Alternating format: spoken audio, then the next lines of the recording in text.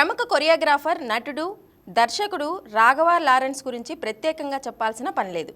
ఓ పక్క సినిమాలు చేస్తూనే మరోవైపు సేవా కార్యక్రమాల్లో కూడా ముందుంటారు. తన తల్లి పేరు మీద ఓ ఫౌండేషన్ స్థాపించి ఎంతోమంది చిన్నపిల్లలకు గుండె ఆపరేషన్స్ కూడా చేయించాడు. దీంతో ఆయన్ని ఆదర్శంగా తీసుకుని చాలామంది ఇలాంటి సేవా కార్యక్రమాలు చేయడానికి ముందుకు వస్తున్నారు. వారిలో ఒకరు కమేడియన్ కేపీవై బాల.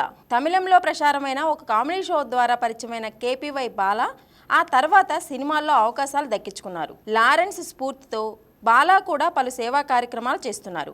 ఇటీవల అతనికి తమిళనాడులో మురుగమ్మాల్ అనే మహిళ గురించి తెలిసింది. భర్తను కోల్పోయిన ఆమె తన 3 కుమార్తెలను పోషించడం కోసం అనేక అవస్థలు పడుతోంది. దీంతో ఆమె పరిస్థితి తెలుసుకున్న బాలా వెంటనే లారెన్స్ దృష్టికి తీసుకెళ్లారు. వెంటనే స్పందించిన లారెన్స్ ఆ మహిళకు అండగా నిలిచాడు.